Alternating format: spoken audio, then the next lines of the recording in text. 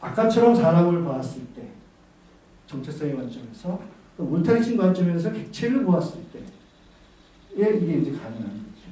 그러나 그걸 잘 보면은 벗고 보면은 사실은 다 이렇다는 거예요. 인간이 계속 바뀌어온 것이다. 이제 막스가 동철수고에서 누누이 얘기하는 거죠. 지난번에 주정환 선생님도 말씀을 하셨고 바로 그겁니다. 그거를 좀 더 이 측면을 이게 삼정치적 생산이고 여기에 기반을 둔 정치라기보다는 기존의 정치하고는 다릅니다. 그것이 바로 삼정치. 또 하나는 이제 변주법적 종합이 아니라 초과다. 요거는 초과라는 말은 영어를 썼지만 이탈리아어로 써도 비슷합니다. 이탈리아 영어랑 그 어원이 같은 거는 스펠링이 비슷해요. 쓸 수는 없는데 보면은 압니다. 초과라고 옮겼는데요.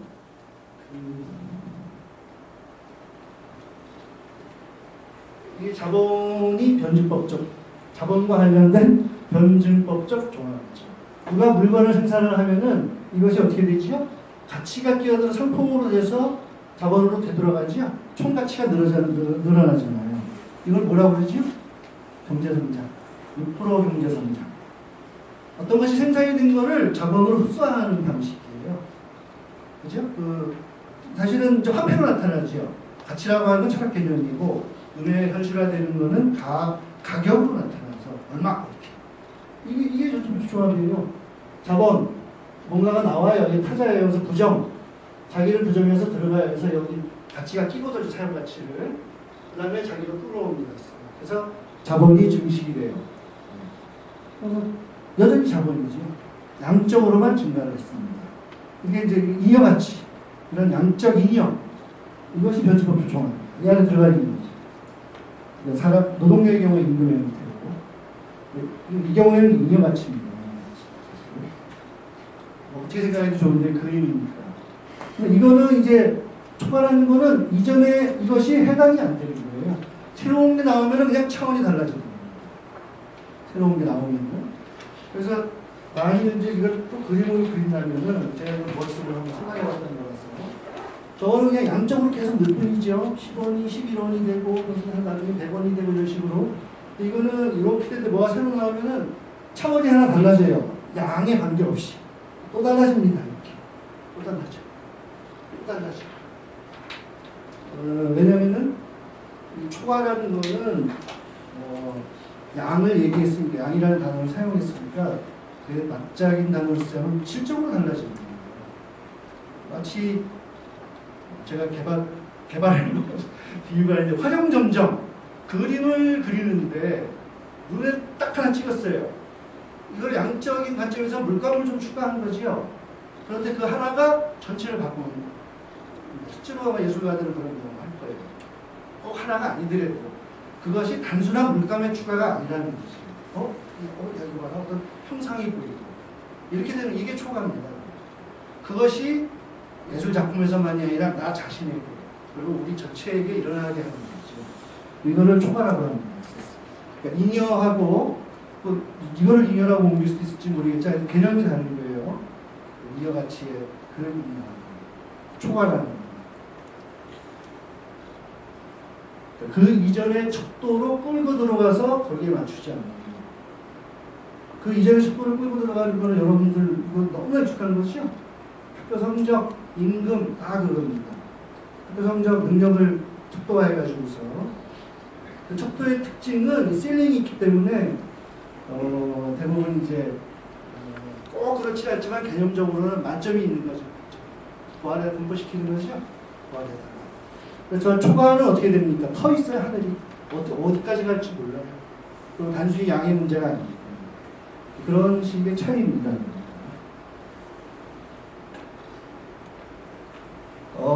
지난번에 주정 선생님이 말씀하신 거. 자연과 인공은 이거는 농문학 쪽에서도 19세기 중후반쯤에 이미 나왔던 얘기예요. 옛날식 자연은 없다. 영화 같은 데 보면 영국 정원 각봉하고 해가지고 자연 담론이 있었던 때가 있었는데, 근데 이제 그런 자연 담론이라기보다도 돈 많은 사람들이 정원 가꾸고 하는데 거기에 끼어들어가지고 자연이 사라지고 있다. 해가지고 형성된 적이 있는 모양입니다. 그러니까 벌써 오래전 얘기예요. 우리는 산업화를 훨씬 늦게 했기 때문에, 그죠? 아마도 그런 게 남아있을지 모르지만, 남아있지는 않겠죠. 지금 적어도 지금 아마도. 근데 이제 그런 일반적으로 우리가 생각하는 자연 없었다 이런 거보다도 그러니까 개념적으로도 대립이 안 된다는 거예요. 그래서 이거는 이게 마지막입니다. 제가 니체의 한 구절을 따서 우리가 마지막입니다. 역사지식의 효용과 단점이라는 글이 있어요. 그 반시대적 명상이라는 데 들어있는 것 중에 하나인데 거기 이런 얘기가 있습니다. 우리가 할 수 있는 최선은 우리가 물려받은 자연, 네이처는 이제 인간의 경우에 본성이 될 수도 있겠죠. 근데 개념적으로 마찬가지입니다. 본성과 우리의 인식을 서로 대면시키고 내 본성이 뭐지? 나는 이러이러하네. 나는 출세를 원하고 돈 많이 사장이 되고 싶어하네. 나는 뭐 높은 학력을 갖고 싶어하네. 뭐 이럴 수도 있어요. 하여튼간에 대면시키고 내가 그쪽만 예를 들었나 모르겠는데요. 좋은 걸 예를 들어요. 그런 걸 벗어나고 하고 싶어하는 게 있고 하여튼 새롭고 엄한 양성을 통해 자기를 단련시키고 노력을 해서 자기 활력을 증가시키는 겁니다. 좋은 의미의 교육, 학습 다 들어가는 겁니다. 우리가 물려받고 타고난 것과 싸우고 우리 속에 새로운 습관과 새로운 본능을 제2의 자연을 이식하는 것 그리하여 제1의 자연이 사면하게 하는 것이다. 자기를 제2의 자연, 제3의 자연 바꾸는 거라는 거예요. 요 뒤에 그런 말도 합니다. 원래 제1의 자연인 줄 알았던 그놈도 사실은 제2의 자연이다. 이 존재는 늘 바뀌어져 왔다는 거죠. 계속 만들어 왔는데 그거를 우리가 의식적으로 우리를 새로 만들자라는 얘기예요. 니체는. 그래서 니체는 휴머니즘, 인간의 본질이 고정되어 있는 걸로 보는 의미의 휴머니즘을 싫어하고 인간의 본성이 어디 있느냐? 미래. 어떻게? 자기가 만들어야 됩니다. 만들고 또 바꿔야죠. 네, 이거를 그대로 따서 푸코도 얘기하고 네그리도 그래서 자연의 1제곱, 2제곱, 3제곱, 4제곱 이런 식으로 계속 그 인공의 1제곱, 2제곱 이렇게 해도 되죠. 우리 인간인 경우에는. 근데 인간 이전에도 자연은 계속 바뀌어왔기 때문에 이렇게 얘기하면 그렇게 되는 겁니다. 바로 이것이다. 바꿀 수 있다. 지난 시간에 조장 선생도 말씀하셨지만 실제 자연에서도 그렇게 했는데 왜 우리라고 못할 게 있어요? 오히려 인간이 이상하게 생각이 감옥이 돼서 못했죠. 토유류 중에 수영을 못하는 토유류가 인간뿐이라고 제가 어디서 들었어요. 수영을 안 배워도 못하는. 고양이과는 싫어하는 거지 못하지는 않는. 소도 잘하고 인간은 빠져 죽어요. 근데 이건 이제 자연과학자가 나한테 얘기하는데 그 이유가 뭔지 아세요? 생각 때문에.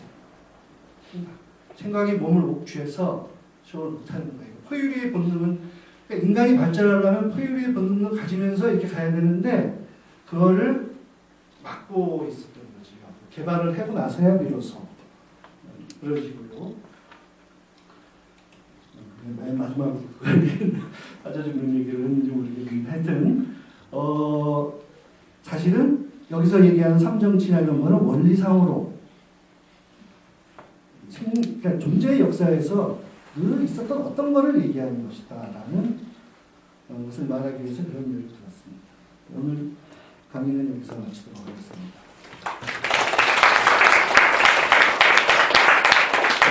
질문 있으면은 해주세요.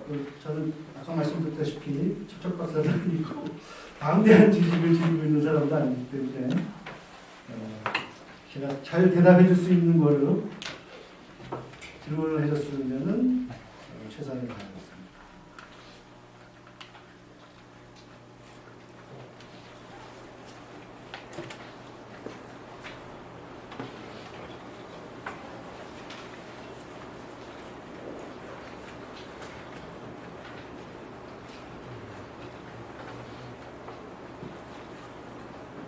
질문 없으세요?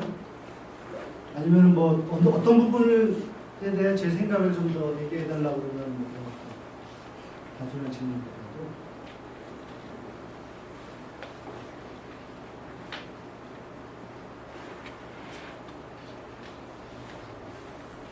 그리고 오늘 이 자리가 아니더라도요 다음 주까지 있으니까 지금 당장 생각이 안 나더라도 나중에 생각나시면 다음 주 이전에는 이렇게 생각을 정리를 해 놓으셨다가 질문하셔도 돼요. 앞에서 이제 강연을 하는 사람도 집에 가서 생각나면 자다가 생각나면 그 자리인데 야 여기 이렇게 얘기할 걸 내가 잘못했네 뭐 이런 식으로 그러니까 그럴 수 있고요. 여기서는 제가 원래 질문에 관해서는 잘 대답은 못하지만 자학적 그런 경향을 가지고 있어요. 우리 학생들 저기 할 때는 집에 못 가게 합니다. 질문 2개를 받고 보내겠다. 그럼 죽으려고 그러죠. 네. 학생들은 되게 속성이 빨리 가고 싶어 하죠. 질문 2개를 하라고. 옛날 얘기네요. 없습니까? 뭐, 이겠어요? 네? 네. 아까 설명하실 때 네네네. 이 친구가 존재는 통일이 아니지 않았습니까? 네. 제목 보면은 결국에서 존재론의 전환이 나오지 않습니까? 네.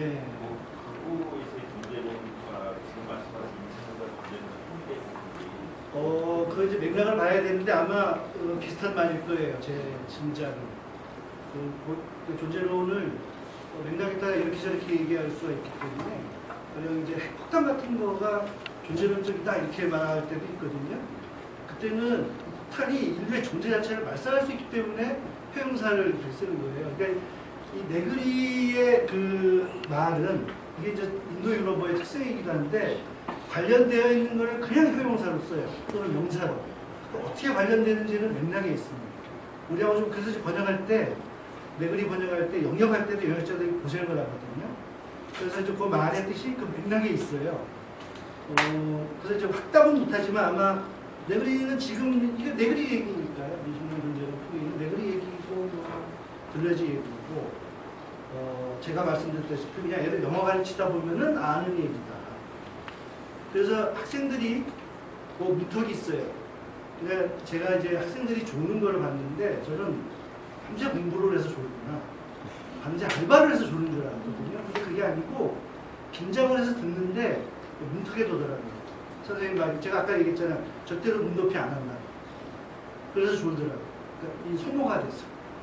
그래서 그런 경우에 제가 얘기하는 게 힘을 키워야 된다. 공부를 잘하려면은 즐거워야 된다. 그러니까 즐거움은 힘의 표현이거든요. 그래서 즐겁게 그걸 극복을 해야지 못하면은 지는 거예요. 왜냐면 반드시 그걸 넘어가야 되거든요.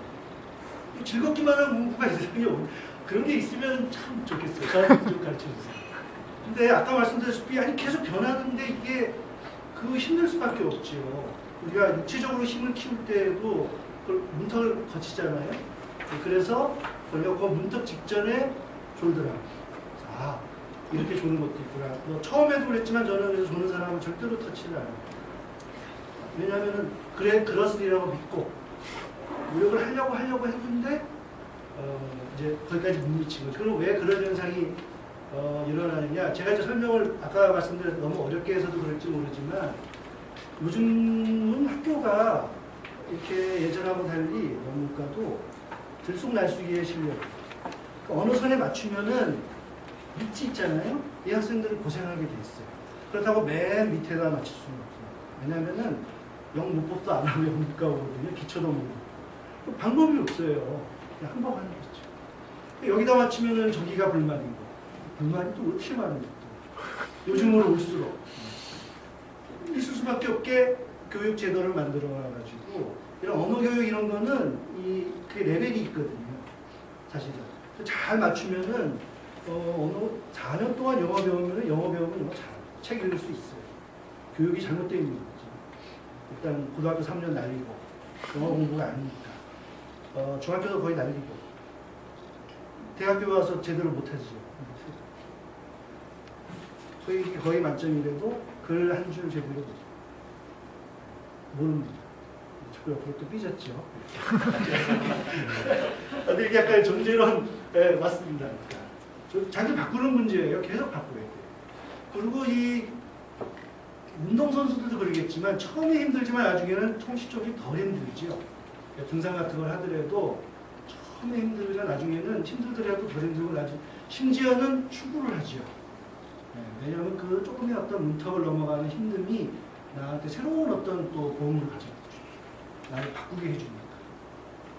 그걸 알면은 더 기쁘게 할 수가 있는 거죠.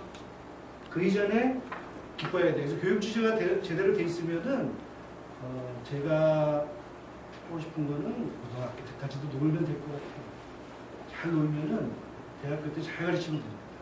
근데 지금은 전혀 그 반대로 돼 있죠. 논다는 게 되게 공부에 중요하다는 거를 잘 몰라요. 학부모들.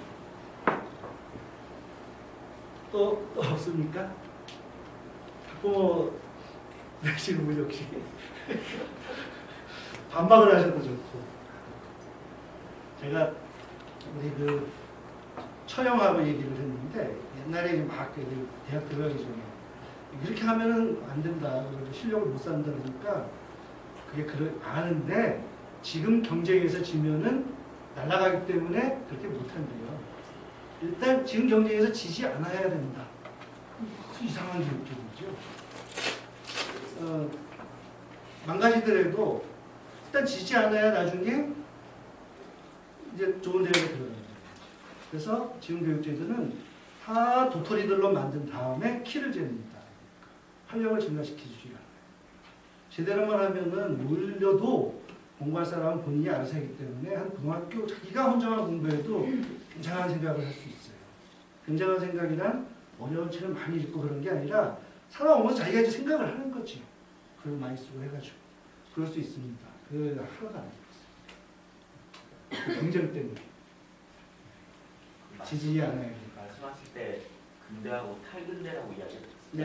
현대라고 안 하고 탈근대로 표현하시죠. 네. 좀 더 답변하신가? 그러니까 그 원문에 근대와 탈근대로 표현이 돼서 탈근대로 표현하시는 건가요? 아니면은 왜 근대와 탈근대 그렇게 말씀드려요?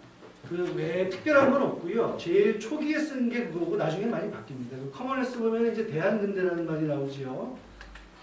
그리고 탈근대라는 말은 사실은 다중에서도 잘 안 쓰던가 나중에 잘 안 써요. 안 쓰는데 이제 제가 직전에 준비하기 위해서 읽은 책 때문인지 그냥 구분을 하기 위해서 그렇게 한 거일 뿐이고 현대라고 해도 되고 삼정치적 생산의 시대 이걸 커먼에스에서 많이 쓰는 거거든요. 그렇게 해도 됩니다. 큰 관계가 없어요. 왜냐하면 그 자체는 내용은 따로 얘기를 해야 되기 때문에 네그리 생각으로 1968년 혁명 및 그에 뒤은 정보혁명 그 시기를 가리키는 거예요. 그러니까 우리는 그러면 어느 시기가 그에 대응되냐면 대응되는 것이 완전히 똑같지는 않습니다. 우리나라는 이상해가지고요. 한 20년 후입니다. 90년대. 한 20년 후에 비슷한 걸 겪죠. 컴퓨터 이런 것도 그렇고 근데 저쪽이 한 20년 빨라요. 보면은 그래서 이제 그 다음에 포디즘에서 포스트 포디즘 이런 식으로 그 시대의 변화를 설명하는 말들 중에 이 시대를 나타내는 말로 탈근대가 있었은 것이 큰 의미가 없습니다. 오해를 그 커먼에스만 해서 잘 안 쓰기 때문에 안 쓰는 게 나았을지도 모르는데 아까처럼 이렇게 하기 위해서는 그게 좋았던 모양이죠. 제가 저를 생각해 보건데 아마 그랬던 모양입니다. 큰 의미는 없어요. 내용 변화된 내용 그게 이제 의미가 있어요. 그리고 2부를 잘 읽어보세요. 커먼에스 공통체 2부를 읽어보시면 거기에 이제 모더니티 얘기를 집중적으로 하기 때문에 그걸 보시면 됩니다. 그런데 또 다른 질문 혹시?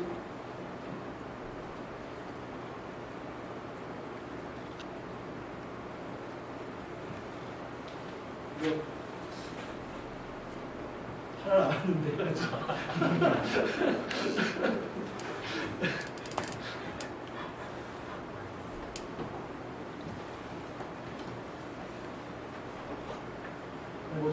해주세요, 제발. 끝낼 수 있게.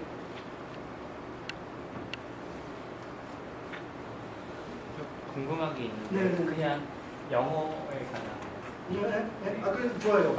영어를 원어 책을 잘 읽게 공부를 하고 싶으면은 어떤 식으로 하는 게 제일 좋을까요? 영어요? 네. 본인은 어떻게 하고 계세요? 저요? 네. 저는 통문장 그냥 문장 자체, 통문장 자체로 그냥 외우고 있거든요. 아니면은 책, 윈키키드라는 책 같은 걸 사가지고 무슨 책이? 미국 초등학생 만화책 네. 같은 거 그런 걸 사가지고 그걸 읽고 해석하고 약간 그런 식으로 해석을 해요? 우리말로? 그냥 지금 그 간단하게 기본적인 영문법 다 알고 그렇죠? 아니요. 영어를 안 하다가 이제 약간 그러니까 영문법 지식이 완벽해도 예. 그 문장이 구현된 문장을 딱 보잖아요? 네. 몰라요. 왜? 그건 내용이 있는 건데 뼈만 어디서 보고서 내가 뼈를 보고 하는 사람을 어떻게 합니까? 그건 몰라요. 그래서 그런 식의 문법 공부는 소용이 없지만 문법을 모르면 안 돼요. 문법은 어느 때 필요하냐면은 글의 이치에 밝은 사람은 이해하는 데 문제는 없어요. 쓸 때 문제가 생겨요. 왜냐하면 문법은 그렇게 단어를 배열하라고 되어 있으니까. 쓸 때 문제가 생깁니다. 이해할 때는 용기는 사람이면은 단어 이렇게 써서 보면 배열을 보면 알죠. 그리고 사실 제가 아까 셰익스피어 감독을 한다고 그랬는데 셰익스피어에는 어순이 의미가 없어요. 아무렇게나 합니다. 의미로만 연관을 지어요. 문법도 지금하고 다 문법이라는 게 생기기도 전이죠. 근데 이거는 물론 이제 영어를 굉장히 잘하는 사람이 하는 거고 일반적으로는 틀이 있는데 이해보다는 자기가 그걸 쓸 때 이제 중요하고 그러니까 그걸 빼면은 무조건 영어를 공부할 때는 우리말로 옮겨야 됩니다. 우리말로 옮겨서 검증을 해요. 내가 제대로 이해를 했는가. 그걸 안 하면 안 돼요. 그리고 영어 실력은 우리말 실력을 절대로 넘어가지 못합니다. 바이링구얼합니다. 근데 대부분 요즘 젊은 세대는 우리말 실력이 없어요. 난독증까지 생기죠. 영어를 잘할 수가 없어요. 그냥 그것만 보면. 아니 우리말로 모르는데 영어를 보고 어떻게 하나요? 네, 그건 모르지요. 그래서 두 언어 공부를 병행을 해야 되기 때문에 반드시 우리말로 옮기고 내가 이렇게 옮겼는데 우리말이 좀 이상하고 하면 그걸 검증을 해서 틀렸나 보다. 본인만 혼자 해도 상당히 늘 거고 그걸 바로잡아줄 수 있는 사람하고 같이 하면 더 좋죠. 시간이 엄청 걸리지만 그거를 안 거치면 아무 소용이 없습니다. 그 힘듦을 다 안 거치려고 그러는 거예요. 그 결과는 한 줄도 이해 못하는 거죠. 어렵지도 않은데. 왜냐면은 이제 큰 텍스트를 만나면은 텍스트가 소설이라면 중간에 읽으면은 중간에 어떤 단어 하나는 저 앞에 내용까지 거쳐 있거든요. 이렇게 긴 거를 머릿속에 넣어본 적이 없는 거예요. 당연히 그렇지. 혼자 넣어봤어요. 우리말로도 아니고. 그러니까 그 책 읽으면서 그런 훈련도 하는 건데 그걸 모르는 겁니다. 사람의 뇌는 컴퓨터가 아니지만 안에 컴퓨터에 비유하자면 램이라는 게 있잖아요. 소설을 하나를 읽고 논문을 쓰고 램이 엄청 커지거든요. 근데 이런 훈련을 하나도 한 적이 없어요. 내가 네, 좀 떼발박하고 또 안 돼요. 그러니까 책을 못 읽죠. 그 훈련을 책 읽으면서 해야 되는데 책 읽으면서 하는 훈련이 여러 가지가 있는데 그 중에 하나가 그겁니다. 근데 내가 이제 컴퓨터에 비유를 해서 램을 늘린다고 했는데 그것을 아까 존재론적으로 보면은 몸의 상태가 바뀌는 거다 이 말이에요. 아마 화학 물질이 나오는 거라든가 이런 거 이게 바뀌는 거거든요. 그리고 뇌뿐만 아니라 몸 전체. 그 얘기가 그러니까 연관은 있는 얘기였습니다. 그러니까 감정치의 일부예요. 자기의 활력을 증강시키는 거기 때문에. 또 없습니까?